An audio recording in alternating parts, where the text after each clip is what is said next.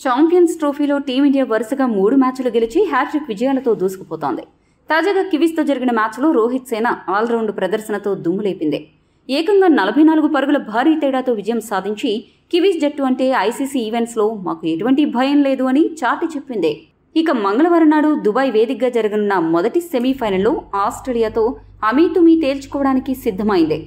రోహిత్ సేన ప్రస్తుతం చాలా డేంజరస్ జట్టుగా కనిపిస్తుంది అని తాజాగా స్టీవ్ స్మిత్ పేర్కొనగా, ఇప్పుడు ఆసీస్ దిగ్గజం పాంటింగ్ టీమిండియాని ఉద్దేశించి కీలక విశ్లేషణ చేశాడు.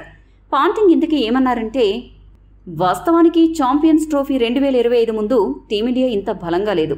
అయితే ఈ మెగా ఈవెంట్ ప్రారంభమయ్యాక ఒక్కసారిగా జట్టులో ఆటగాళ్లు అందరూ రెట్టించిన ఉత్సాహంతో ఆడుతూ ప్రత్యర్థుల గుండెల్లో రైలు పరిగెత్తిస్తున్నారు. న్యూజిలాండ్ జట్టును ఈ తరహాలో ఓడిస్తారు అని అస్సలు ఊహించలేదు. వారు ఈ తరహాలో విజృంభించడంతో ఆసీస్ జట్టు సెమీస్లో వారిని ఎదుర్కోవడం పెద్ద సవాలుగా మారనుంది.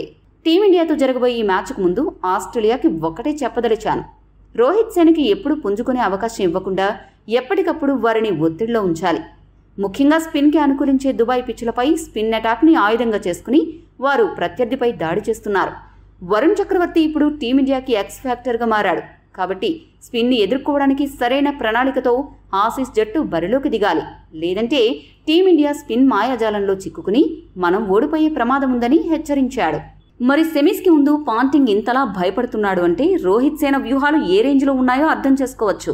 మరి కీలకమైన ఈ మ్యాచ్లో టీమిండియా ఆసీస్ని ఇంటికి పంపి ఫైనల్కి చేరుకోగలదా? మీ అభిప్రాయాన్ని తెలియజేయండి. మరిన్ని స్పోర్ట్స్ అప్డేట్స్ కోసం మా ఛానల్ సబ్స్క్రైబ్ చేసుకోండి.